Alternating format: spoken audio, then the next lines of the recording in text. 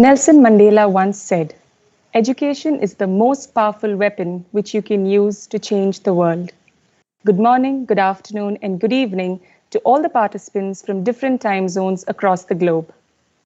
St. Joseph's College of Commerce, in association with United Nations Global Compact Network India, cordially welcome you to the fourth episode, Accelerating and Revitalizing Grassroots Level Education, a perspective on India and Africa of the International Webinar Series on Sustainable Development Goals 2030. As we begin, let us invoke the blessings of the Almighty. Let us bow our heads and place ourselves in the presence of the Lord. Dear Almighty and ever-loving God, we come into your presence and seek your blessings on everyone present here today. Father, we thank you for keeping us safe and protected during the pandemic. Lord, we specially seek your blessings and divine providence for today's event.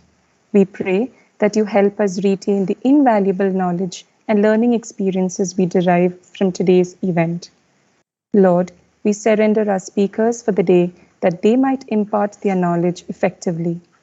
Continue to bless them and help them to be at their best throughout the event. Bless the participants as well so that they would be able to glean the vital information from this webinar. We thank and pray for Bangalore Jesuit Education Society, who constantly thrives with the spirit of Margus. We pray for our management and thank them for their constant support. We ask you to bless our beloved principal, Reverend Dr. Charles Lazarado S.J., Registrar Dr. Augustine Amaldas, our vice principals, heads of the department, teaching fraternity, and the non-teaching staff. We pray for our continuing journey to lead us in the spirit of faith and toil for the forthcoming episodes. We ask these things in your name. Amen. The organizing committee of the International Webinar Series would like to present a short video about our journey so far.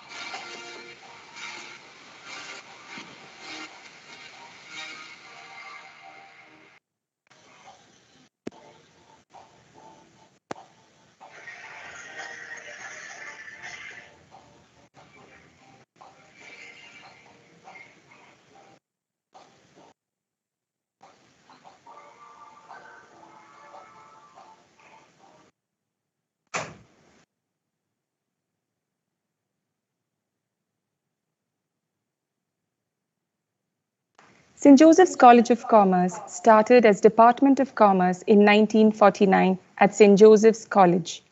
This department was moved to Brigade Road campus in 1972 and became an independent college under the name St. Joseph's College of Commerce. SJCC is affiliated to Bengaluru City University. Currently, there are over 3,000 students in BBA, BCom, and MCom programs. St. Joseph's College of Commerce was conferred the autonomous status in October 2004 and recognized as a college with potential for excellence in February 2010 by the UGC. The college is reaccredited with A++ grade by the National Assessment and Accreditation Council in February 2021.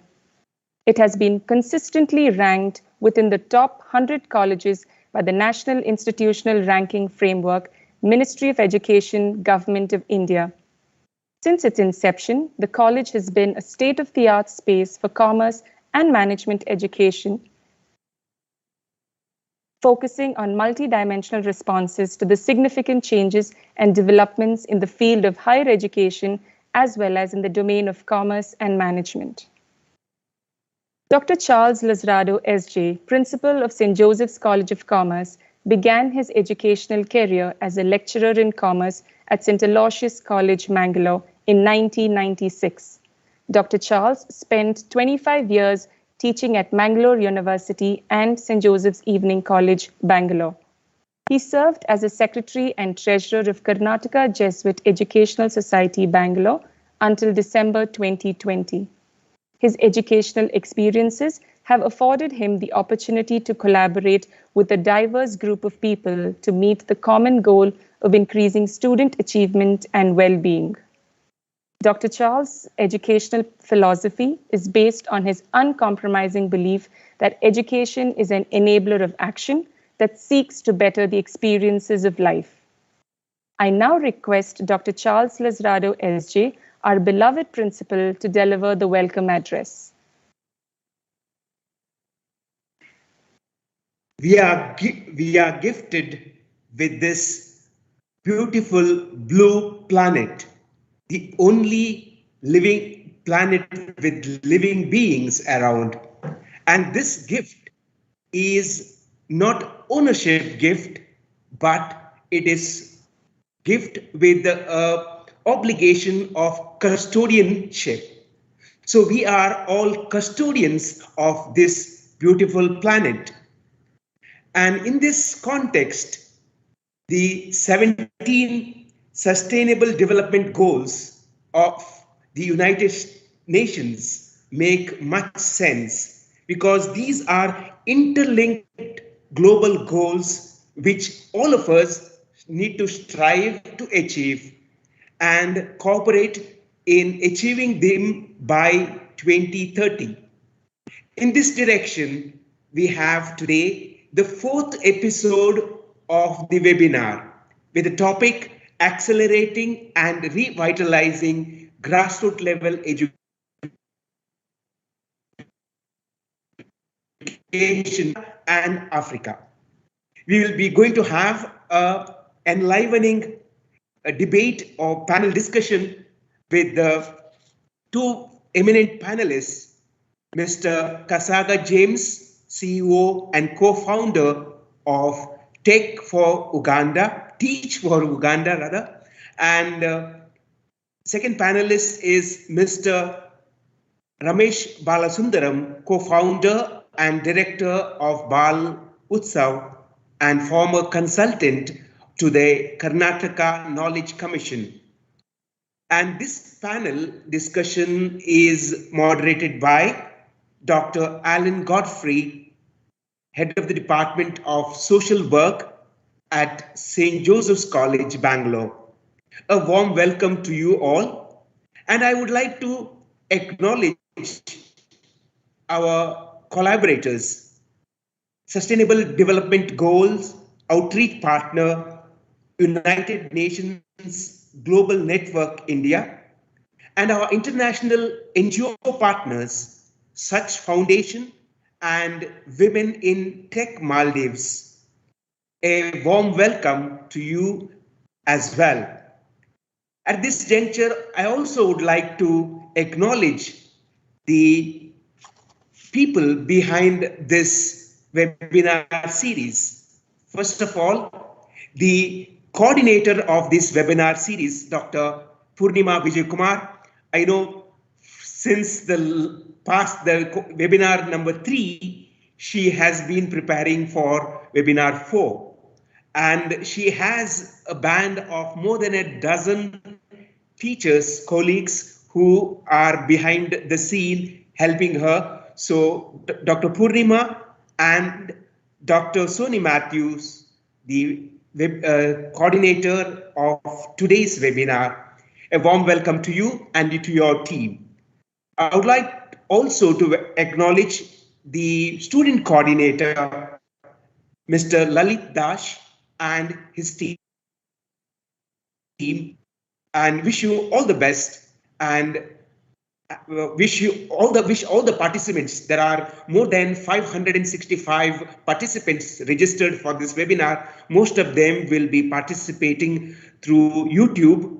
A warm welcome to you and wish you a fruitful and fulfilling session ahead. God bless us all.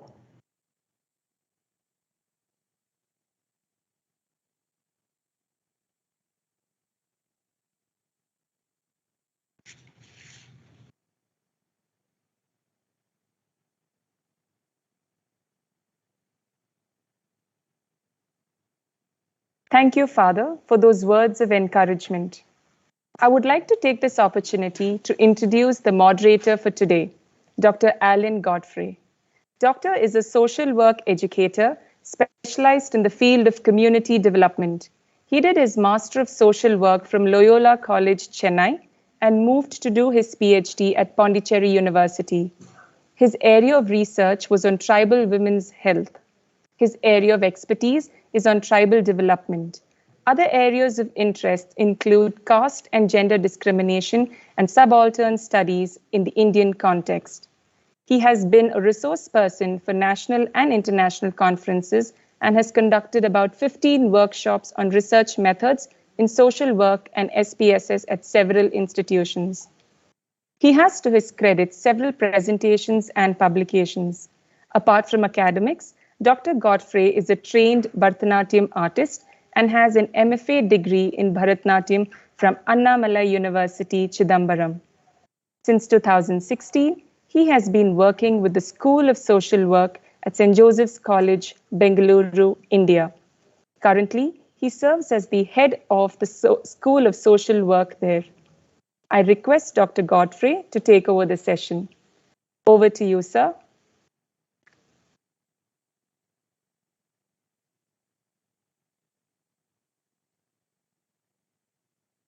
Respected Father Principal, Reverend Father Charles, the SCG collaborators who are present in the webinar, the organizers of this webinar, faculty, research scholars, students, and participants from across the globe.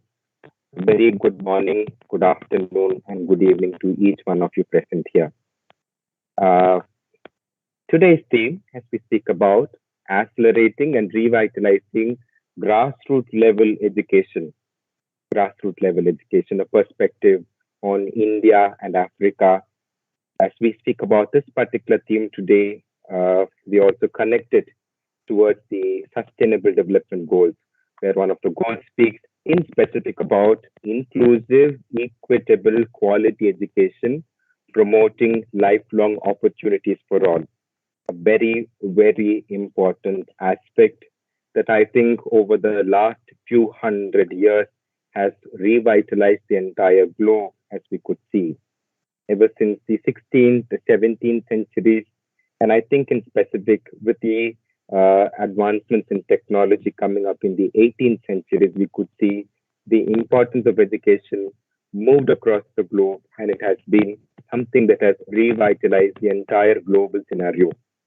And prior to that, did we ever have education? Prior to that, did the world and the cultures across the world have an education? We did have.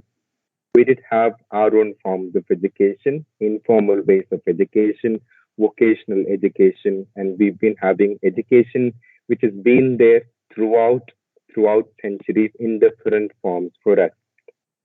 Today, as we speak in this particular webinar about accelerating and revitalizing education, we look at one important aspect in education, which is to do with the beneficiaries of education. It is going to be the student population, or that is going to be the learner population whom we speak about. And it is based on this pupil population that the entire arena of education has been developing itself. As the world is changing across, a lot of things have changed for us. Especially over the last 1.5 years, we could understand that the pandemic has brought inside a lot of positives as well as negatives in terms of education. On one side, we have the privileged population who's able to move and have online education programs. A lot of countries have opened up their avenues for international students to come and study from them. And I think people have made use of such opportunities and they are developing. But on the other side also, we have population in different parts of the world, in many parts of the developing countries, that we call them the grassroots population, the grassroots people, the marginalized communities, the disadvantaged communities, those who are coming from poor income areas of the urban, rural, and tribal areas, who have been deprived of education, who are not able to witness education at an equitable level. that we could see. And that is here, I think today's webinar throws in a lot of light for us in understanding grassroots level education. We also have in the whole world, because it is an international gathering that we have right now, on the whole world scenario, we have people who are privileged enough to afford education. We also have people who are unable to afford education as well, the underprivileged communities. And I think today's webinar in special speaks in specific reference to this particular population, the grassroots level population for whom education is supposed to reach. And coming from India, being a social work educator myself, my experiences, I think, as a keynote that I could provide before the resource persons could speak from their own perspective, I would like to add and see very few examples and, very few, maybe I could call them confusions that I have within my mind when I think about grassroots level education. I come from India.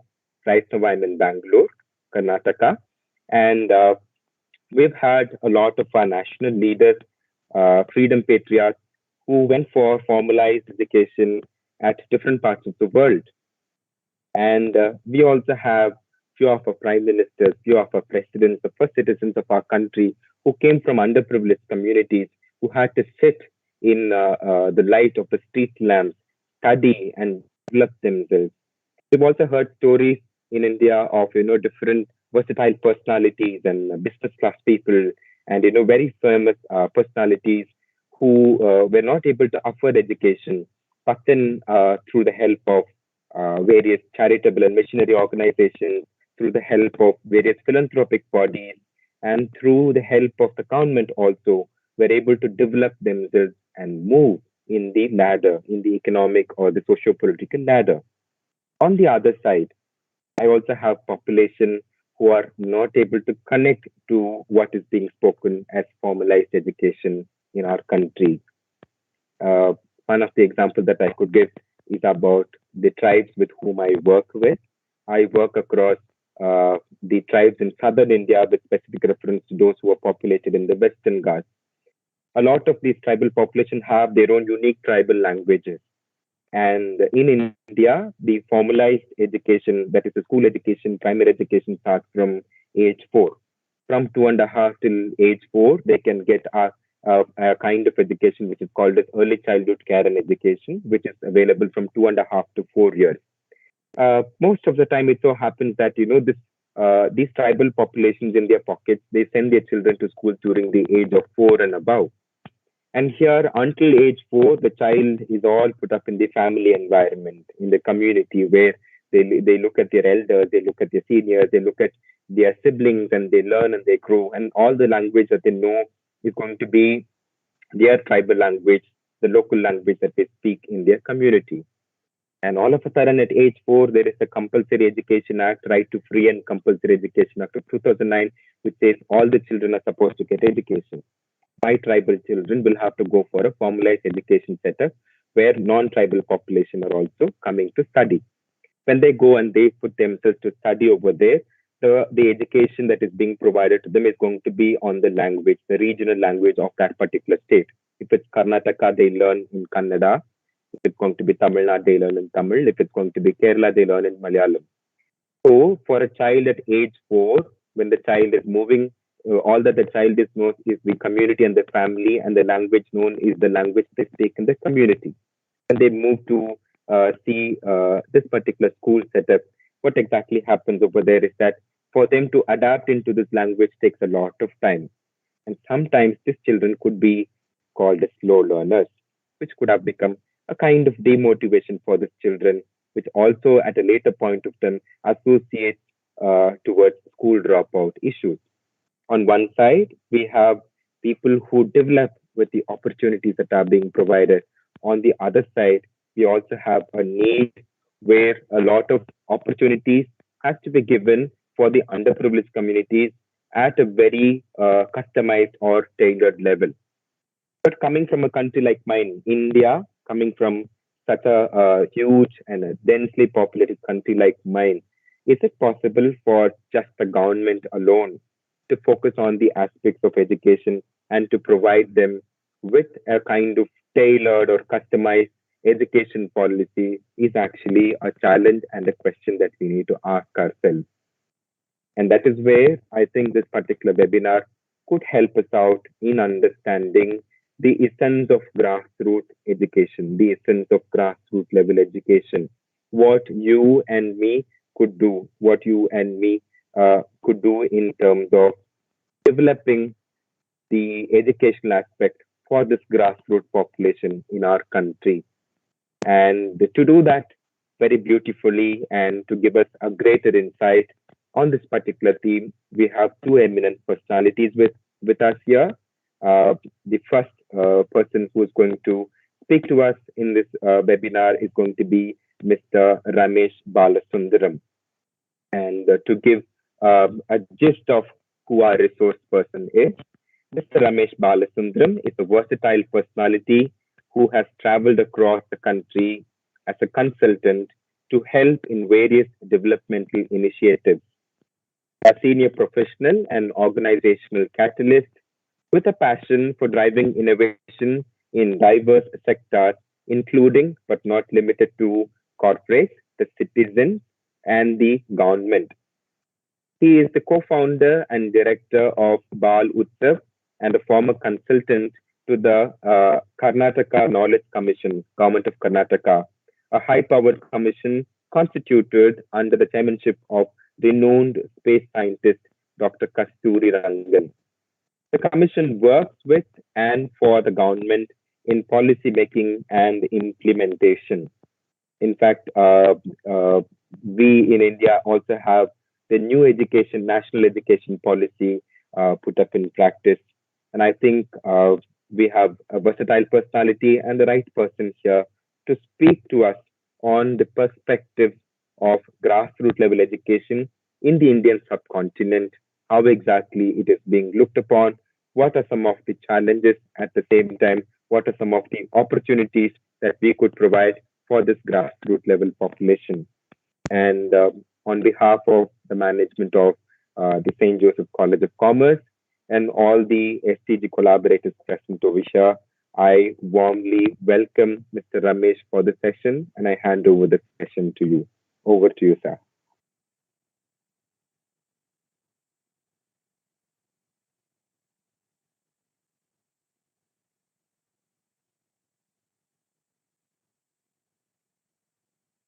Thank you, Doctor.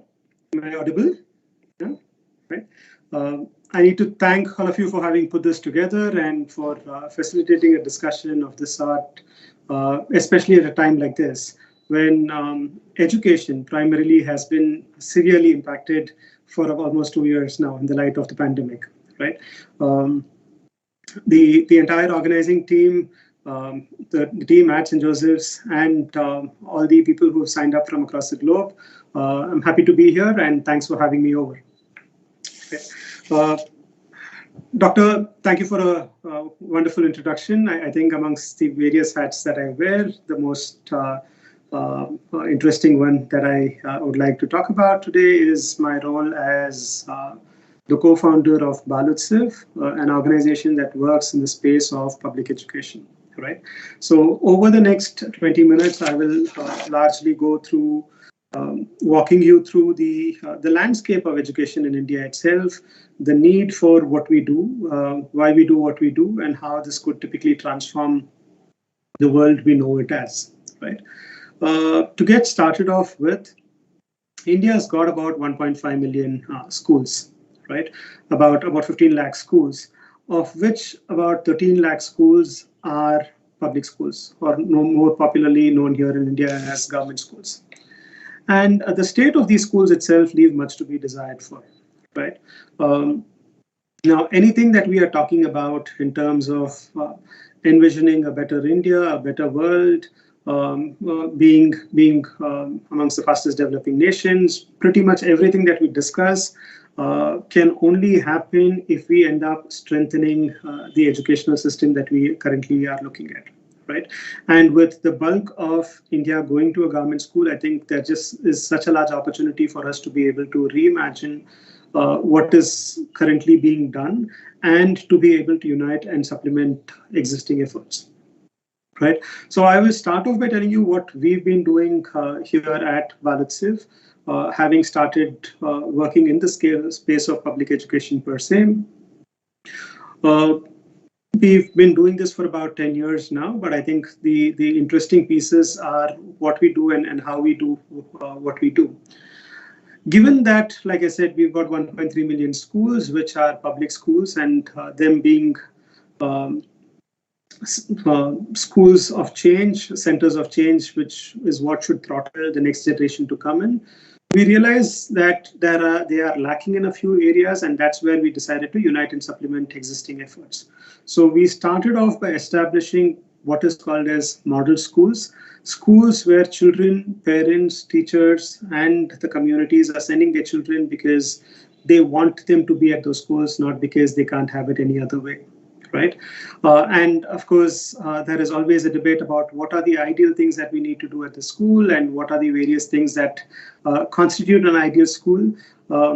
For I think most of us participating in today's webinar, we've been privileged to have some very good education in some of the best institutes. And this is coming from what we believe is an ideal school. But to cut the scene and go into a public school per se, we've identified about 4 areas or 4 pillars that make what is a classic good public school. Number 1, the areas of infrastructure, right? Infrastructure is about classrooms, it's about toilets, it's about libraries. And when these exist, it's about making sure that all of these things are functional, right? Ensuring that there are lights in the classroom, furniture out there, books in the library, so on and so forth. So infrastructure is the first area that we typically work with in strengthening the system. The second one is to work in the space of teacher development. I was telling you that we've got about 1.3 million government schools. Our current teacher shortage is about 1.2 million, which basically means that almost every school is at least short of a particular teacher. The third area that we work with is in the area of giving full scholarship to children from public schools so that we are able to go out and like Dr. Allen was mentioning a little earlier, there are a lot of them whose start point in life hasn't been the same. They are already at a disadvantage from the word go. And to be able to help such children succeed, we give away a full scholarship program for children from childhood to livelihood. And the fourth area of intervention is the areas of water, sanitation, and hygiene, an area that's usually not associated with school education, definitely not associated with grassroots level education, but an area of intervention that ends up making a huge difference. Elements like water to drink, clean toilets, and successful menstrual hygiene program for girls. So in the last 10 years, we have worked with about 800,000 children. We've remodeled about 200 such schools. And that's my experience of working in grassroots education that I'm going to be speaking about today, right? So what are the things that are going well for us and what are the things that we would like for it to get better, right? Now, what has been quite clear is, I think, successive governments, successful corporates over the years have continued to believe and understand the importance of education, the key role it plays. And the change that can be brought about if we are willing to make focused and sustained interventions in this space. However, we are still lacking in terms of the amount of resources we've been able to bring into the space of education. There is always a discussion of what percentage of GDP needs to go into education. It's closer to the 3% mark right now. The new education policy is talking about increasing that to about 6%. But truly, given the size of the country and having about 400 million children under 18 years of age, I think we are severely short of the amount of money and resources we've been able to put together, especially if we want to bring about real change with public education. This has only gotten a little more severe, has gotten a little more complicated, especially with the pandemic in tow and how this has impacted education, public education in particular, right? The wounds of public education have only started to show up and show up a little more than what we've already known it to be. And for a lot of children, not being able to get into school, Dr. Allen was talking about early childhood education. For 2 years, for example, for children who would ideally have had to go into school but haven't been able to, we are staring at a severe deficit of a possibility where elements like disability in terms of learning this is typically the time that we would pick it up, and for about 2 years we've not even been able to put a finger on what could possibly be a much larger nightmare in terms of the fact that children have not been into school. Not here saying that schools should have remained open while the rest of the country was shut down, but there is clearly a need to prioritize and put this as amongst the first things that we would prioritize in terms of making possible and making available for children and their families, because this clearly is what is going to be defining the India of tomorrow. Right now, with lack of devices, with lack of connectivity, the education has only gotten severed a lot more, especially for children with lack of access to devices, people who did not have a phone or a tablet at home. And the disparity between the haves and have-nots has only increased, especially in the last 2 years. And we are not here to sit down and talk about what's not gone well. I think I urge all my the listeners today to typically understand and be aware of the fact that the challenge we've known it as has only gotten bigger, has gotten more larger, and there is there isn't a more better time to be able to unite and supplement existing efforts, because we all need to go out and move the model to be able to get such a large population. This is the highest number of children anywhere in the world. And if we need to move further, and we need to move quickly, especially with the Sustainable Development Goals, with 2030 as our goal, I think the time to be able to do a lot more is now. And I just can't emphasize how much more important this is. What are the things that are currently being done? We've started seeing the state, individuals and corporates come together and do what they think is best to be able to move further. That's a welcome sign. There is a new education policy that has been put out, thankfully managed by some of the people I've already worked with in the Knowledge Commission, so seem to have a larger understanding of what's coming up the way. A very well-intentioned policy, but I think the devil is in the details, and it's very, very important that we get the implementation of this right. We'll need to see what the national curriculum framework is going to show up, and that will supplement the national education policy, which will define the way the country is going to go out and strengthen public schools, especially from a grassroots level standpoint, because public schools largely serve the grassroots of the country, or the children of the country. To get this going around, and given really the number of schools that we worked with and the focus areas of where we want to be, I think what we've been able to look at right now is there are a whole bunch of very interesting, viable models that various organizations have been able to put together, some focusing on children, some focusing on teachers, some focusing on schools.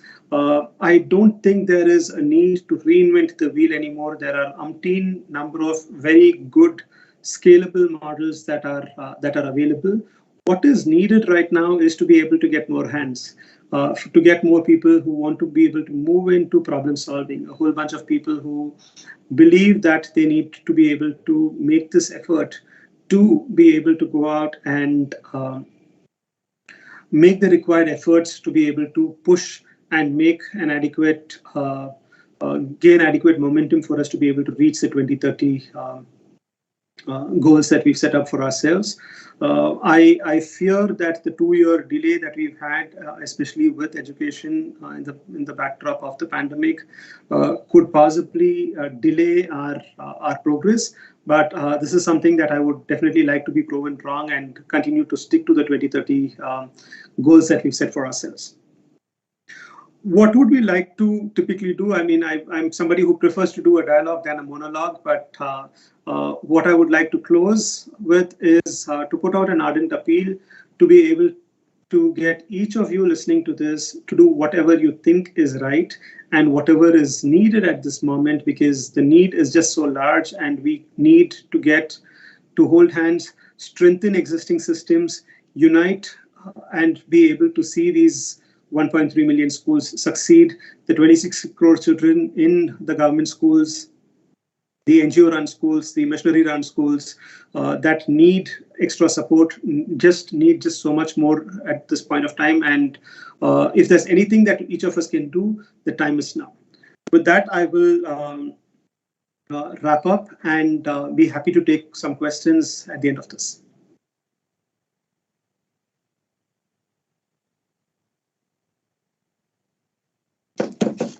Thank you. Thank you very much, Mr. Ramesh, for sharing with us the work that you've been doing. At the same time, also highlighting on few key areas that needs to be looked at. Just to summarize what Mr. Ramesh has spoken, uh, he spoke about public education, aspects of public education, and in specific, he highlighted on the qualities for a good public school, which is to do with infrastructure, teacher development, scholarship, sanitation, and hygiene. In fact, as you know, when Mr. Ramesh was speaking about sanitation and hygiene, I do remember that the sanitation and hygiene, though it is not directly related to grassroots level education, as Mr. Ramesh highlighted, yet it is a very integral component as part of the beneficiaries of education in ways where the public health is going to become more accessible. At the same time, the public health also develops when we look into this particular aspect as part of education. I remember a lot of non-governmental organization-based programs which were started in 2000, 2010 and all, and very specifically now with the present government when they started the Swachh Bharat Abhiyan also. I remember the first focus of the particular program. It was a union government program, and the first focus of this particular program was to look into schools, looking into the wash practices, water and sanitation hygiene practices. In specifically, the education and the awareness-based campaigns and programs were run for school children. And I think it makes a lot of efforts, and it makes a significant change when we touch the young children, because on the whole, the nation by and large, as they are the future backbone of the society, when they are being sensitized, I think the future also gets sensitized. So Mr. Ramesh spoke on sanitation and hygiene to be one of the quality aspects of the good schools. And he also highlighted on the public investment that is being made on education, which is right now 3%, which through the new national education policy would be escalated to 6%. Still, there are lacunae, as he highlighted, and the aspects of inclusive education when we speak about person with disability or children with disabilities. I think in India, maybe the questions to come out in the while I summarize, and then towards the end of the other panel session, when I go for the question answer, I think we'll also speak about learning disabilities. Though there are government run or government funded schools that speaks on children with disabilities and children with learning disabilities, yes, I feel they are sparsely populated in our country. I think that particular aspect we need to look into it in the purview of the new education, for new national education policy as well. And one of the benefits, as Sir highlighted, is the collaboration that we get through the CSR and the individual contribution. Now, CSR is corporate social responsibility, and through this particular initiative, I think the schools are being revamped and being revitalized. That is one key area that we need to look at when we speak about grassroots level education. And I think my takeaway from Mr. Ramesh's session would be on this particular aspect of revitalizing grassroots level education, but by looking at corporate social responsibility and individual collaborators. I think it's a very important area and very sustainable area also, where development can happen continuously when we involve the local stakeholders. And I also think, speaking about CSR, I think we can also add something called as PSR, which is again an emerging domain. I think in the national level also, I think soon the policies might reflect on the same. It speaks on public social responsibility. You and me are contributors to our local vicinity. You and me are beneficiaries as well as benefactors for our local communities. Spoken in this particular aspect, each of us have a ethical and a moral obligation to help in the development and in the conservation of public infrastructure. And I think equitable and quality education, even we as public citizens, we could be of some help to this particular aspect of quality education. Thank you very much, Mr. Ramesh, for connecting with us and sharing your valuable inputs with us. I think, yeah, without any delay, we could move for the introduction of our next resource person. We will, yeah. Our next resource person for the day is Mr. Kasaga James Arinaitwi. He is the CEO and co-founder of Teach for Uganda, a locally led and globally informed leadership organization developing Uganda's emerging leaders to address institutional and systemic challenges facing the education leadership sector in Uganda and across the continent. Prior to Teach for Uganda, Kasaga had gained 8 years of international development experience working with the Carter Center in the United States, a non-profit organization founded by the former US President Jimmy Carter.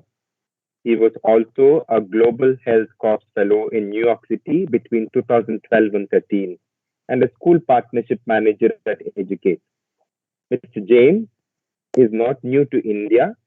He was selected as an Acumen Global Fellow and spent a year here at Bangalore, India in the year 2014, working with a social enterprise providing education and livelihood skills to 2 million underserved youth. James is an Asper Institute New Voices Fellow, and his opus on ethical and effective development solutions have been featured in various periodicals and magazines such as Al Jazeera, NPR, Tibex, The Guardian, and the New York Times. He graduated with a Master of Public Health and Policy from Florida State University and a Master's in Sustainable Development and International Policy from the SIT Graduate Institute in Washington, D.C. And today we have Mr. James with us, sharing to us on the theme accelerating and revitalizing grassroots level education in the perspective of Africa. And yeah, Mr. Kasaga James, it is an honor to have you with us. And on behalf of the management of St. Joseph's College of Commerce, the organizers, and the STG collaborators, I cordially welcome you for the session, and I hand over the session to you.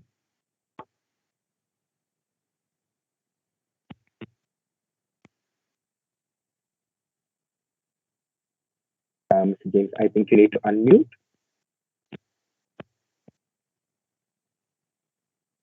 Okay. Yes. Am I audible now? Yes, you are. Yes, thank you. Thank you so much for the wonderful introduction. It gave me goosebumps. I have to start by appreciating St. Joseph's College above Bengaluru and my wonderful home that was in 2014 and 2015. It was my wonderful home in Bengaluru. I loved that city and I always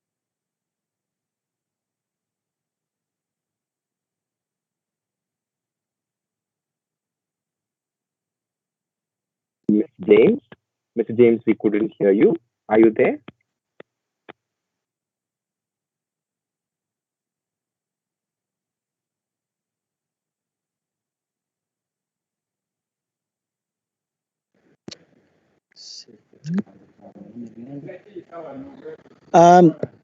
Hello. Yes. Now sorry. Yes. Okay, my network is not that strong, but I hope now you are able to hear me. Yes, thank you. Yeah, I was sharing that I am appreciative of St. Joseph's College in Bengaluru I'm appreciative of this wonderful opportunity and this webinar to share about our grassroots movement to create emerging leaders in Uganda, not just only in Uganda, but also across Africa. And actually, my journey and the work that we do has its foundations in Bengaluru, India, because it was during that time when I took on the Acumen Global Fellowship that brought me to Bengaluru, and I met there wonderful leaders, including Mr. Gladson and Glida, and I was able to learn about some alumni from the Teach for India Fellowship. And it was at that time that I was trying to understand what are the emerging leaders in India in education and what difference are they making in India's communities. And of course, I also had seen our Indian brothers and sisters who come to Uganda, particularly in my country, and they have done amazing job, whether in education, whether in business. So I wanted that learning from my brothers in South Asia so that I can also bring those lessons back home. So when I returned in 2015 in New York, I gave my report and I said, I am going to start something called Teach for Uganda, which has similar leadership qualities as Teach for India. I hope you can hear me. And actually, when I was starting the innovation with my colleague, our co-founder, the lady called Charlotte Iraguha, our Indian brothers and sisters in Bengaluru were able to help us be able to design our first website and then be able to launch the program in 2016 in Uganda. Right now, we are in over almost 33 communities. We are adding an extra 25 communities coming 2022, and we are reaching over 20,000 children with great education, great learning, and mentorship. Now, let me give a context of Uganda per se, because you need to understand Uganda so that you understand the context in which we operate. Uganda is a nation of young people. We are 45 million. I'm sure that's very small compared to India. It's like an equivalent of Karnataka state. 45 million people, but the median age is 16, and 80% of those young people are under 30 years old. Now, when the pandemic hit, we had in 2020, March 2020, we had 15 million young people in school, meaning between primary school and secondary school. All those children were sent home. Now, Teach for Uganda was already operating in already 33 of those communities in 2 districts or 2 states, you would say, of the country. And our young people were sent home, and we had to use what we call adaptive leadership. Now, the children are at home, the parents are at home, there is no way to be able to learn. What do we do? So we are also, what I missed to mention, that we are also dealing with children who are the children of low-income Ugandans. They live in communities with no electricity, meaning electric power, in communities with no water, running water. And so all that mix it with the challenge of COVID-19. I hope I'm still audible, moderator. Please, if I am, at least thumbs up. Yes, I hope you you are. can Yes, still. you are. Perfect. So now compound that with the challenge of COVID-19. These children are at home. They have, they are children of farmers. They are children of bricklayers. They are children of fishermen and fisherwomen. They are children of people who sell on the streets. Now, what would happen? Some children in Kampala and other communities were able to go back and go online like we are now and be able to learn. That is just 20% of the country. 80% were not learning. So Teach for Uganda, we worked with our partners, DHL. I'm sure you have DHL in India, DHL Uganda. And we created our own learning materials that would bring the understanding of COVID to the families, understanding of the COVID to the children, and then also how to engage the children to be able to learn even at home. So because we were all on lockdown and we could not reach the children, DHL Global and DHL Uganda invested the resources and we took the materials to their communities. And then our dear fellows, Teach for Uganda fellows, they were already in these communities. They were getting on their bicycles. They were riding village to village, and they passed on these books to these children. And at the time before the Delta variant, we were able to get at least what we called community cluster learning pods.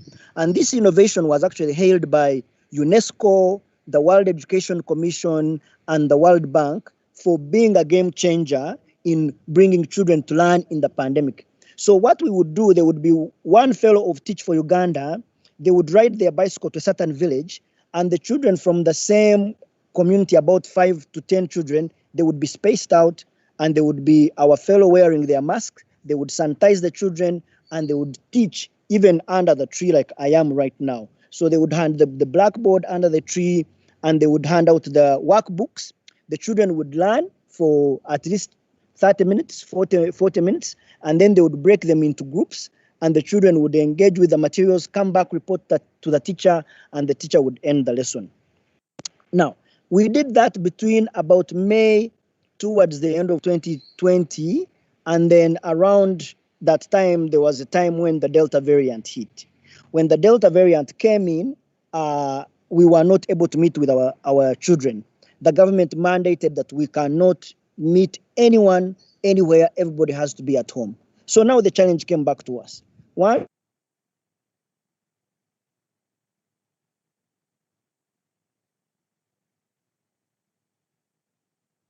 Mr. James, are you there? Mr. James, can you hear me?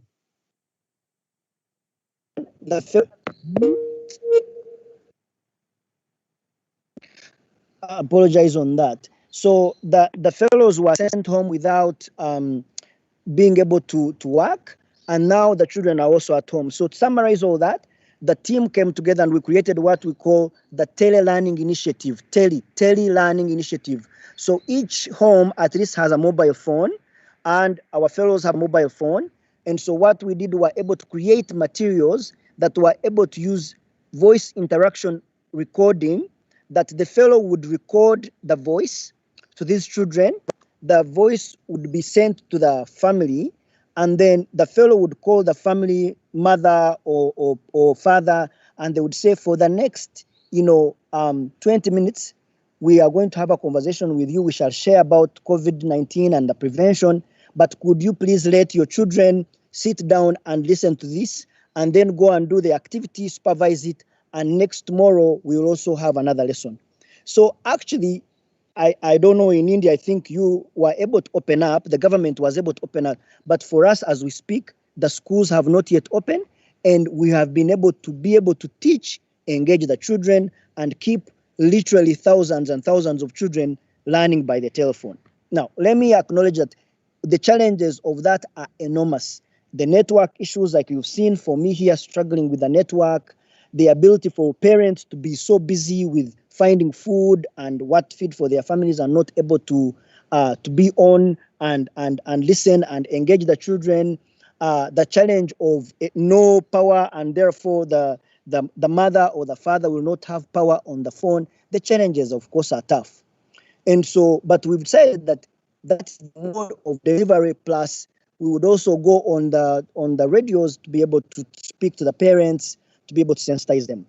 And now, as people have gotten vaccinated and there's some semblance of peace, and we are trying to have COVID contained, now we have returned the fellows into the training center, of course spaced, and now we are preparing, using the same phone, the telephone, to try and prepare the children to return to school.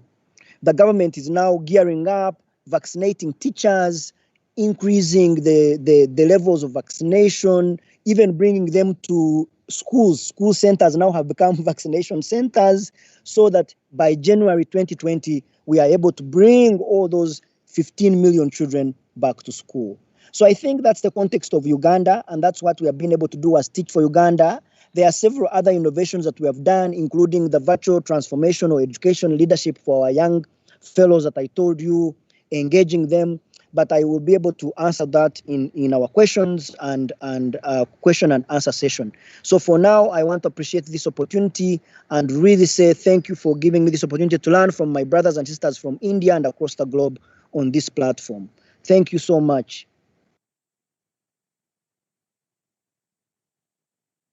Uh, Thank you, Mr. Kasaga James, for uh, highlighting on the work that you've been doing at Uganda.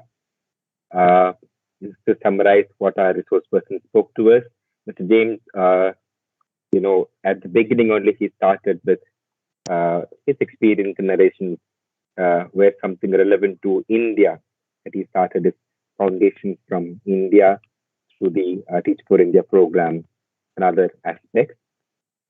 He presented a short profile of the country that he works for, which is Uganda, and he spoke about adaptive leadership.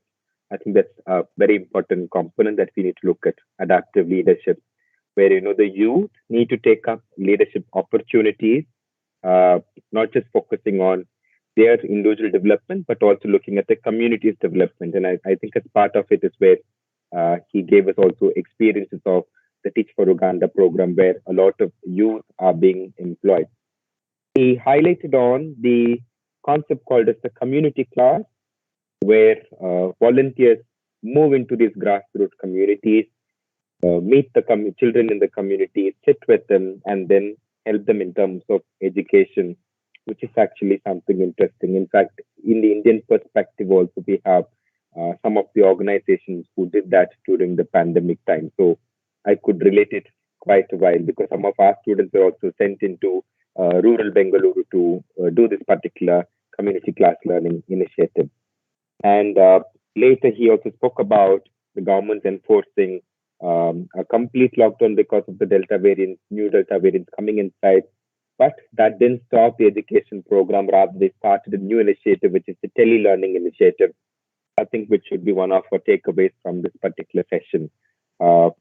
Continuous education. I think, as I look at it, continuous education is something that we need to look about.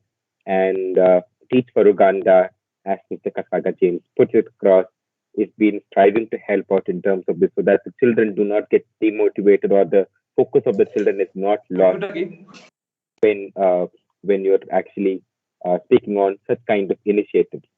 And he also highlighted on some of the challenges, Uganda being a developing country, some of the challenges such as challenges with regard to network, challenges with regard to parental assistance, challenges with regard to energy resources such as the electricity and associated activities. And he summarized by looking at these challenges and how amidst these challenges we could look for quality education, reaching out to the unreached population in the country. Thank you, Mr. Kasaga James, for spending your time with us and providing your insights, providing your time for us to help us understand what is happening in the perspectives of Uganda. Now, we will move into the question and answer session. I think we could have just a minute, please. Please excuse me.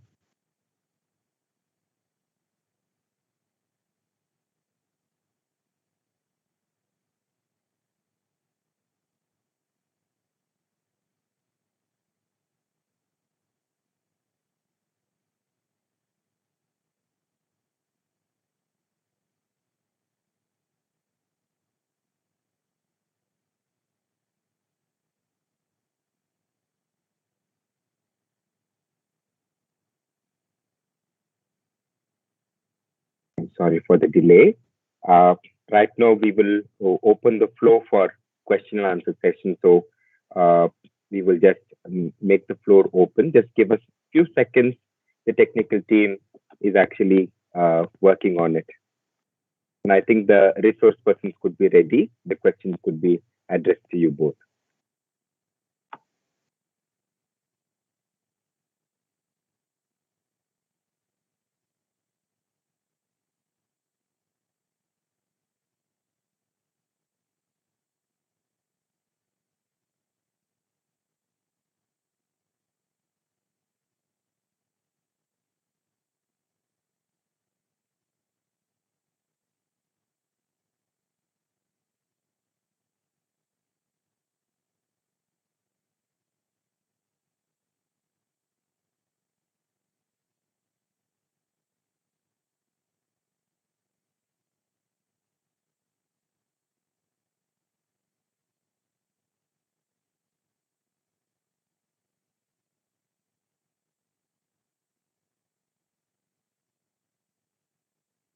sorry again.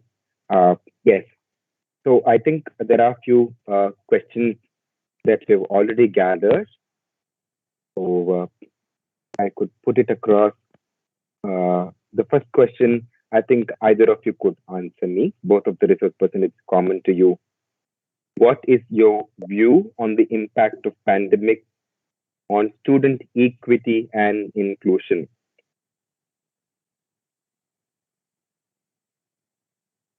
If I have to repeat the question, I could repeat. What is your view on the impact of pandemic on student equity and inclusion?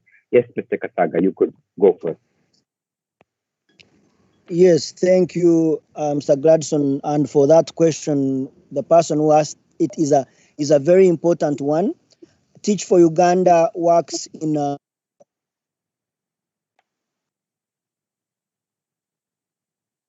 Mr. Kasaga, there's I think a technical glitch. I'm not able to hear you.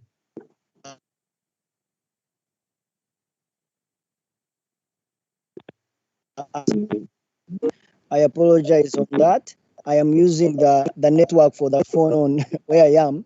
But I was saying we work in low-income communities where these are the last mile, what we call last mile communities. And the impact on them has been big learning losses. We are actually, for us, estimating that there may be about 18 months of learning loss for these children, especially when it comes to inclusive and equitable education. And therefore, the plans now that we are sharing with our government, that as we are actually recommending digital learning to accelerate. So we are talking to our partners, we are talking to the government, we are recommending to have digital learning so that when the children come back to school, they are able to visualize having videos, they are able to listen, they are able to have their teachers run through so that you can accelerate the 18 months of learning loss that has happened. I don't know in our friend's country, your country in India, maybe you have come back to school. For us, we have not come back to school for primary and secondary education, which means that is for public education. For private education and international schools, they have been learning because they have been using the digital technology. But these children in the rural communities, in our farming communities, they have not had that chance. And I have so much empathy because I didn't share with you my story. I was raised in a rural community. I lost my family between the ages of 5 and 10. I'm a survivor of 7, raised by a grandmother. And because education was able to make me who I am a very big advocate, and Mr. Gladson will know, and also Glida and those who have invited me, that is my passion, to advocate for equity and inclusion for those millions of children who may not have had the chance to.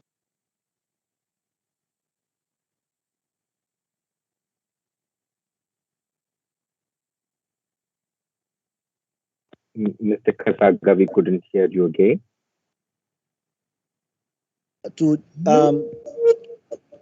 really help the learning loss of these children. I hope that made sense. Yes. Was that? Yes, yes. I think to summarize on what you spoke about, one of the answers that I could take is that connecting the system through bridge schooling education, where the continuity over education is not lost. In such a way that though the pandemic is impacting on a larger scale, yet you could minimize the risk of the loss here. I think that could be one takeaway. Mr. Ramesh, would you like to address on the same, your view on the impact of pandemic on student equity and inclusion? Sure. Thank you, Doctor. I think taking off from where Saga left, there has always been a large divide in terms of equity when it comes to children from different socioeconomic groups. And that has only gotten a lot more wider with the pandemic, right? About 18 months ago, the virus was still new. We didn't know how to handle this. We did not know how bad this could be. And of course, the instant solution across the globe was to shut down the schools, right? Which maybe was justified then. But clearly, what is becoming very important right now is children without access to learning. Schools have opened up right now, but also having worked with all these schools, what we are looking at is what is popularly called the summer slide, right? So typically, children are in let's say a class 3. They've learned things to a certain level. They go back into vacation for 2 months, and when they come back, they don't take off from where you've left, right? There is always a slide, which means you've lost a little, and you need to play catch up. Now that has gotten a lot more wider, has gotten a lot more complex right now, and specific interventions are very important for us to take this on. Right now, from an inclusion standpoint, I think what is even more important for us to remember and do right now is instead of just playing catch up with syllabus and saying, "Hey, listen, you know what we missed in 12 months needs to be done in 3 months' time." I think the most important part of this inclusion journey is to ensure that children are just able to come back to school and get comfortable here again, because this is a new environment for a lot of children. They've been out of campus for about 2 years, 18 months, 20 months, 24 months, depending on which state we're talking about. And it is extremely important that we first get them comfortable with that. Learning will happen, and there is a lot to do in terms of playing catch up. But I think the most interesting part, especially from an inclusion standpoint, because children are not going to be brought back into schools, made to feel comfortable, and just going to be measured by the scores they may make in the exams, I think we are setting up ourselves for a recipe for disaster. Thank you. Thank you very much, Mr. Ramesh. I think to put the response, I think you highlighted on two simple aspects. One is continuity, and I think I could term the other one to be comfortability. And I feel that is very, very important no matter the scenario that we speak about. And I think you very specifically focused and said that, we need not think about syllabus coverage, rather let's focus on the developmental tasks by making them feel comfortable in the educational institutions. I think that's very, very important when we speak about the pandemic and the equity and the inclusion aspect of education. Thank you for that. The second question that I have over here is very specific to Mr. Ramesh. It is about a brief about national education policy and grassroots level education. I think the person who's asking the question is asking us to highlight on what are certain policy level measures that the new education policy ensures for grassroots level education. Right. Thank you, Dr. Ali. There are several components that will end up influencing grassroots level education. I want to highlight a few of them. Number one, the national education policy advocates free and compulsory education from the age of 3 versus 6. So when the Right to Education Act came up in 2010, free and compulsory education was in the age of 6 to 14, right? 6 is when children are typically in class 1, and 14 is typically when they are in class 8, right? Now, this is a very fragmented age group. You're looking at 6 to 14, it was a great start point, but class 8 is never a very natural exit point. For a lot of us who've had great schooling or have had the privilege of going to a school, your natural exit point was either class 10 or class 12. So class 8 itself was a very truncated exit point that first came up with the national education policy. Nevertheless, I think slowly, steadily, it kept moving. It moved from 8 to 10. Instead of 14, it moved to 16. Then with certain other exemptions, there are certain states which are now covering it all the way from 6 to 18. But I think the most interesting piece that brings about right now is two elements. One, early childhood education, where 85% of your learning typically happens, right? The bulk of India's children who go to public schools were completely insulated or cut off from this kind of learning. Early childhood education in a free and compulsory education fashion did not exist. And for most children, their first formal education came up only in class 6. There has been an ICDS scheme. There are Anganwadis, but Anganwadis or Balwadis don't necessarily have formal structures from a early childhood education learning standpoint. So I think the single most important piece of being able to bring children from the age group of 3 into free and compulsory education is a significant milestone that we are looking at. Number one. Number two is the fashion in which, and this is at the start point, so we're talking 3 to 18 right now in terms of free and compulsory education. The second biggest element, and for a lot of my friends who are in college, I think the NEP brings in some very interesting models. Our graduation courses, especially in a place like Bangalore, were predominantly 3 years courses, right? And what would happen is there are certain subjects that you had to learn because that was part of a bucket, right? Now, if I was learning, let's say, my interest is in cricket or my interest is in theater, I had to find a certain bucket for me to fit myself into. I mean, I either have to pick up an arts bucket and say, hey, this is what it is. And arts will have a combination of certain subjects that we need to stick ourselves to, right? Or if I say, hey, I'm interested in science, you always have a combination of a PCM kind of a model, and those are the large number of subjects that you need to deal with, right? What the NEP also brings in right now is to be able to bring in liberal arts, right? Which is a huge, significant step in the way undergraduation learning is going to happen. What does liberal arts typically mean? I'm interested in playing a musical instrument. I'm interested in physics, and I'm interested in history, and I could possibly pick these 3 subjects as my major. Right? I don't have to get bucketed into a science stream or a commerce stream or an art stream, and I have the privilege to be able to pick areas of interest and learn because these are the areas that interest me, number one. Number two, for a lot of us where you get into school, the college, your natural exit point was 3 years from the time you get into college.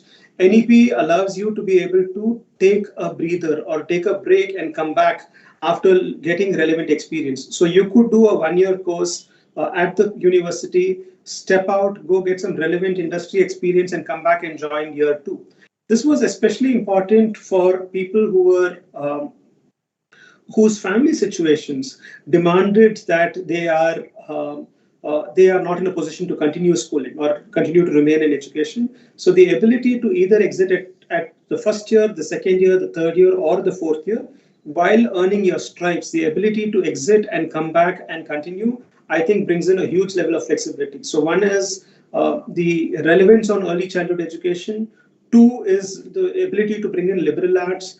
3 is the ability to exit and come back into the system. And I think 4th, the most important piece is for a lot of us who've been in school, we've always had, again, these very strong walls called as curricular, co-curricular, and extracurricular, and the new education policy breaks that down, right? So is music curricular or co-curricular, right? Is playing sports curricular or co-curricular, or is it extracurricular, right? For far too long, I think these have been extremely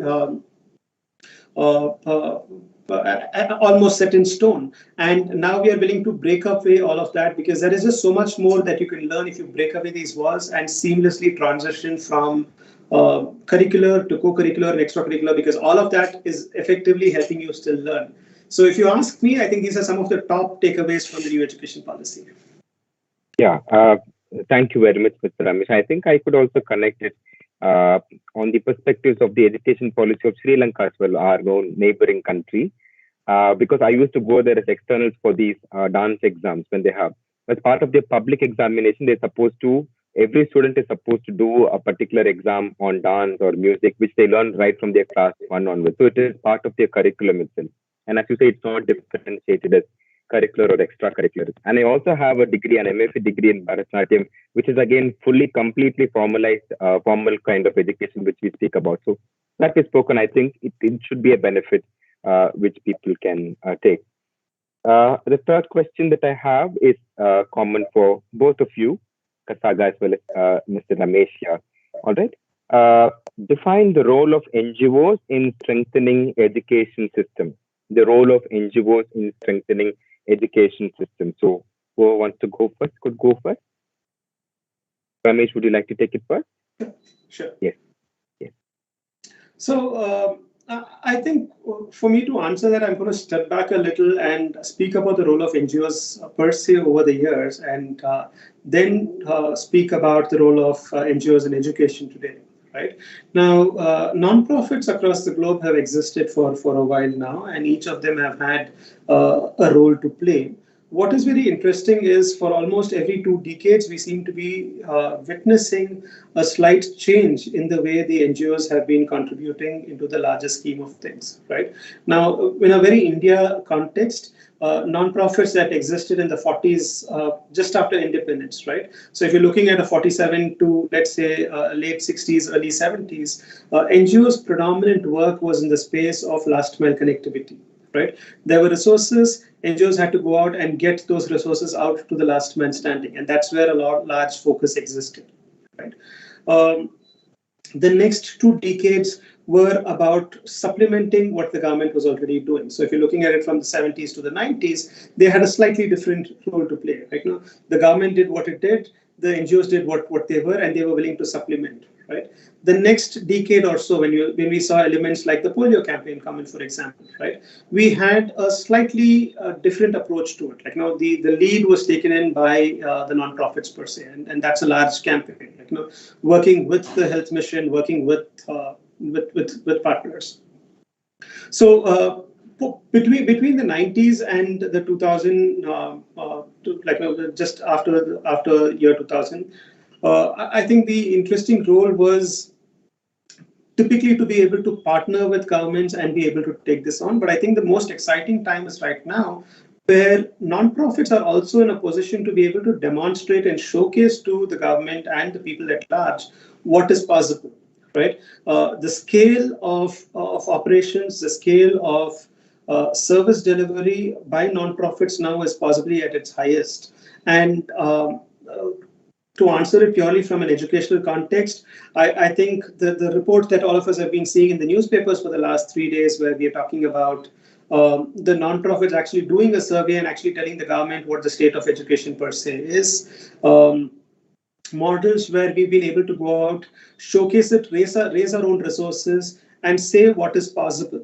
Like, either in terms of what we can do from a teacher development standpoint, what we can do from running model schools, from being able to go out and provide content for free. I think the role of NGOs per se over the last few decades has been changing, but I think the most exciting time right now is now, because the service delivery model has changed. We are able to demonstrate, we're able to showcase, and we're able to work at scale. And therefore, I think it's even more important that more people get into the education space of NGOs, because India per se has education meant to be in a non-profit model. And we can only scale and continue to contribute the way we do if we continue to keep the lens of education through the service model and not necessarily look at it through the commercial model. I think out of all that you spoke about, the last few words makes more sense for me when you say that education needs to be on the service model and not on the commercial model. That should be one of the important takeaways for all of us here in this webinar. Thank you, Mr. Ramesh. I will look into the perspectives of Mr. Kasaga James. I think I'll start by saying thank you to Mr. Ramesh for that wonderful summary, and also ended it well. I think for the last, 5 decades, since the NGOs were brought on board by USAID and others, most times were seen as trying to meet the gaps where government was not able to reach, to mitigate those challenges were in last mile communities. But increasingly, as more and more numbers of children, as you see, populations have increased. So for the last 5 decades, for example, Uganda's population grew almost from 11 million to now where we are almost 50 million people. And as the numbers increase, so the needs of the communities increase, the needs for education increase, and more, the budgets on our side, especially in Uganda, national budgets are decreasing, and the needs for education are increasing, which means that there's a big gaps of these young people needing education, and they may not necessarily get it from the commercial model, as our friend Mr. Ramesh put it. And increasingly, I think the NGO sector is trying to show that education should remain a public good. That to be able to reach the farming communities, the fishing communities, all our communities where we came from with quality education, we need to keep it as a service model, which is wonderful. So for our side, we've been trying to meet the gaps, and we meet those gaps with innovations in technology that you will only find in the private education, but we try to bring them here into these communities where these children may not be able to afford. But we are also advocating. So there's an aspect of advocacy for equity. Equity, equity is justice. Is saying, why should the children of the wealthy, allow me to use, of the wealthy in Mumbai and Delhi, get this wonderful education, go to Harvard and IIT, but then the child of that rural farmer who could actually find the cure for cancer or a cure for, for now issues with climate change, find us a wonderful innovation that would help us with climate change, but they are left out in these communities. This equity issue, I think NGOs are really always pushing for the equity issue, and that's for me why I came to this work. Otherwise, I would be doing something else. Then the last one is on the idea, I see Mr. Ramesh, on the idea of partnership. I think we are the one sector that tries to bring partnership from government, from corporations. Right now, I told you that when we struggled in the pandemic to get books to the children of our low-income communities, we asked DHL, please support us to get books to these children. They deserve a good education. DHL was able to take the books there. So I think we are the ones who have the humility to accept partnership from government, partnership from the corporate sector, partnership from individuals to ensure that all our children get a quality education. So for me, I would say that is the role of NGO sector in education. Thank you, Mr. James, for that wonderful response. I think the takeaway from the response is about affordability, connecting towards affordability, equity. Very specifically, you focus on justice, which is to do with social justice and equity, and partnership. I think partnership is one place where a lot of us could pitch in our efforts inside. I have one last question, and I think after that I will move in for the formal summarization of this particular program. The last question that is being asked is, how can one make online education inclusive at the grassroots level when there are no internet facilities or people do not have laptops or even mobile internet connections? So I think they're connecting it towards technology and inclusivity. Maybe Mr. Kasaga could go first. I could repeat the question if needed. How can one make online education inclusive at the grassroots level when there are no internet facilities or people do not have laptops or even mobile internet connections? One of those that question is so fundamental to actually having equity. And that person must have been learning and listening about our challenges in Uganda because 80% of those children were in these communities without internet connectivity, without electricity, sometimes with not even solar. And I think the earlier issue I talked about, the issue of partnership. I think government will tell you we don't have enough resources to reach all these children with digital learning.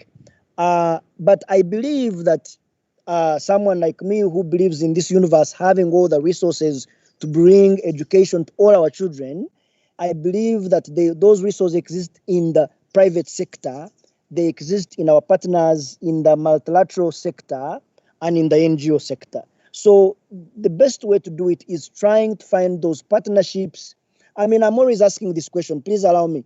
If Coca-Cola can provide the drink to the last mile community in Karnataka state, maybe in Kochi somewhere where even sometimes it is hard for anyone to drive a vehicle, right?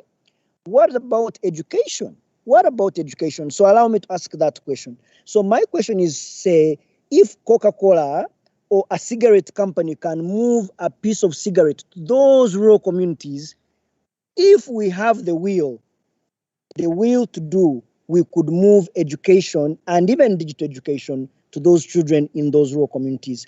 All we need is the will and the working together in partnership and finding those resources where they are to ensure that we bring like the voice interaction recording that we were having on the small phones in Uganda, that we are right now we have a partner in California who has helped us bring on, it's called Rachel. The Rachel is called the remote area learning for remote area hotspot for education and learning. And basically it's a digital device. It's like a MiFi, like a MiFi bigger than this, and you turn it on and it can power all this area with Khan Academy, Colibri, TED Ed, and everyone with a digital device can be able to log on and be able to learn. So if we could provide Rachels for every school and get the resources, let's say you get any telecom company in India to provide just a smartphone to every teacher and maybe every assistant teacher. I believe that we could start slowly by slowly, like in Africa we did. We leapfrogged by bringing mobile money on the phone. I believe that we could leapfrog education and bring mobile learning to our children everywhere that they need it. So I thank you, and I hope that we can see that sense of possibility for our future because we need it. Thank you. Thank you, Mr. Kasaga, for that. Very important, and I'm actually inspired by the example that you tried providing to us, which is to reach out as like companies such as Coca-Cola. I think that's very important for us to look when for trade and commerce and for business. If these products are reaching to the utmost interiors of our country, quality education should also reach in the same manner, which is very true. And you focus the answer that you gave, connects partnership, having the willpower to reach out to the unreached and work with them, and also make usage of technology with specific reference to information communication technology. Thank you for that. Mr. Ramesh, you could give your perspective too.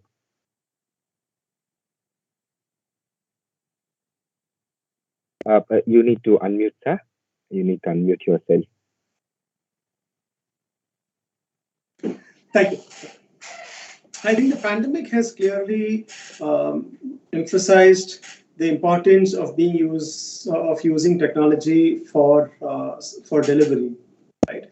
And while we've made some progress on that front, and thankfully looks like we were amongst the best options out there to be able to adopt to some of this. I mean, we are still talking about having the cheapest data in the world as we speak right now. The mobile penetration in India still is amongst the best numbers we've got. We've covered a lot of ground. We've got this round, but I have a slightly different perspective on this. What technology has done is really helped us to be able to access information, and accessing information alone is not learning. Right. So while there are videos that is high quality content from an equity standpoint, if somebody wants to learn, there is access to information, and that's a giant step towards getting people who want to learn to be able to take this on. But I think what we should be concentrating on is, rather than looking at it from an extreme model, like from being in schools which are brick and mortar to completely switching over to online. I think it's an interesting time to evolve and understand that blended learning possibly is going to be the way forward. It's anywhere, any way learning, where children can learn when they want to, children can learn when they can, but also to be able to use technology only when we are not able to get them into schools or they are not in a position to learn, right? The idea of completely going from one extreme to another and trying to build another ecosystem there is going to be another challenge. Right now, like we had a certain quality of schools, we are going and we saw various shades of schools and education. We don't want to see the same mistake being made with adoption of technology. right? People with a certain configuration of machines alone or certain kind of devices alone should not be left learning or with lack of learning because of the kind of devices they use. I think the interesting piece is to be able to leverage technology. Clearly, technology has a provision for us to be able to reach out to a lot more people than what we can as we speak right now. But it is important to be able to find that middle path, the path in which we will be able to continue to bring about a lot more learning going beyond the academics. Life skills, social skills, public speaking skills. These are not things that we can afford to go for the next 10 years without, right? We may be able to get a mobile connection into every child's hand, but these are not the kind of skills that we will still be able to deliver, right? Right. So my perspective really is to be able to try and find this balance, make schools functional when we can, because schools are a lot more than just checking off the box about curriculum being delivered, right? Schools are an agent of change. There is so much of learning that can actually happen there. And if we can try what we can to make sure schools survive and schools thrive, that's important. While we do that, if we can supplement this out with technology, if we can get more devices out there, if we can get more cheaper data and get children to access information, I think the first question that we spoke about, inclusion and equity, we are going to be making some giant strides there. But it's to be able to get this middle path right. Thank you, Mr. Ramesh. I think balancing different ecosystems and building different ecosystems where education not just looks into the curricular aspects, rather it focuses more in terms of life skill based development modules as well. I think that is another important takeaway to look. With this, we come to the conclusion of our webinar. I thank both the resource persons, Mr. Kasaga James and Mr. Ramesh, for spending your time with us here and highlighting on different aspects. As I'm looking through what I have made a note of, I could see a lot in terms of public investment, inclusion for persons with disabilities, looking at adaptive leadership, grassroots empowerment through the use of technology, building partnerships with different stakeholders and resource persons, and also creating a sustainable educational development model.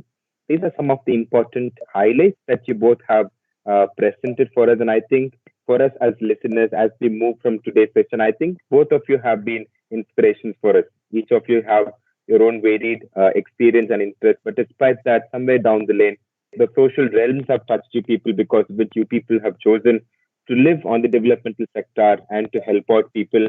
I think that by virtue that you've been invited here for this webinar makes it an inspirational key point for us to understand that we are not just working for ourselves, but for also people around us.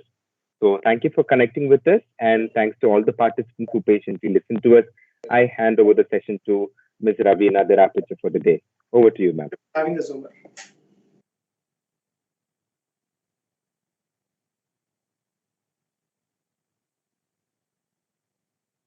Thank you, Dr. Godfrey, for moderating the session and bringing out the various perspectives. Ms. Nikhat, Assistant Professor at St. Joseph's College of Commerce, has to her credit a total of 18 years of experience. Her area of expertise lie in the field of tourism and entrepreneurship. Ms. Nikhat is the member of Tourism Committee, Federation of Karnataka Chamber of Commerce and Industries, and actively associated with Travel Agents Association of India. I now request Ms. Nikhat to render the vote of thanks.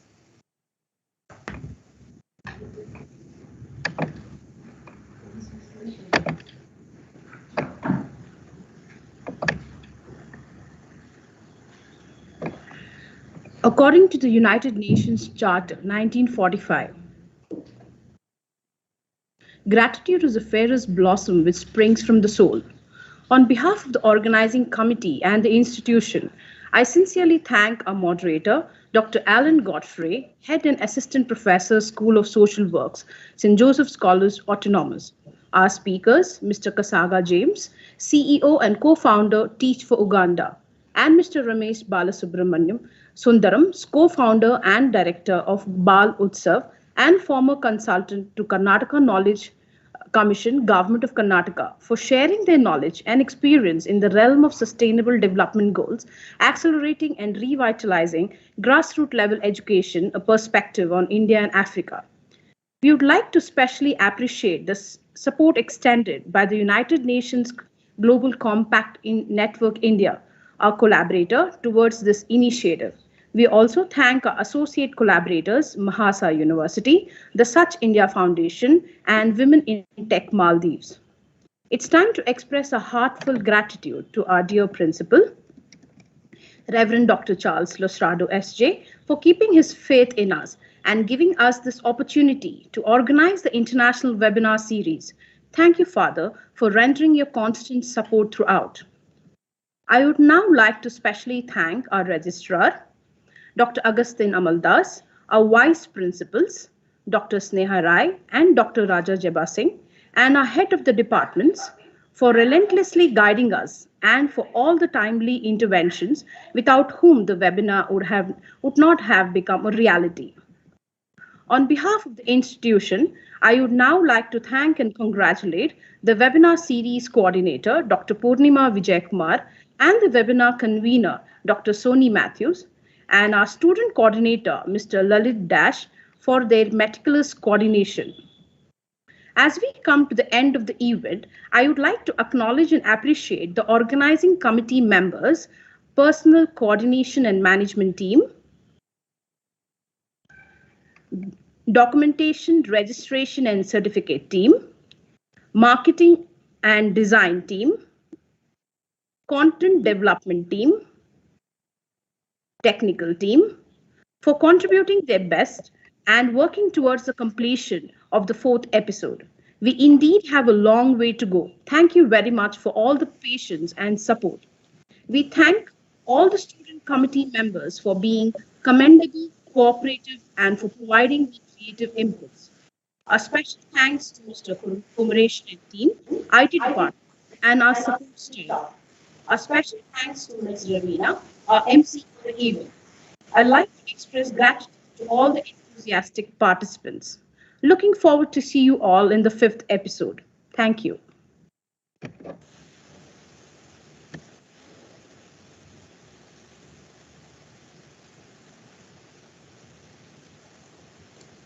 Dear participants, the feedback form link is shared in the chat box. I request you to kindly give your valuable feedback. The e-certificates will be sent to your registered email ID in a week's time. Thank you all for joining us and have a lovely weekend ahead.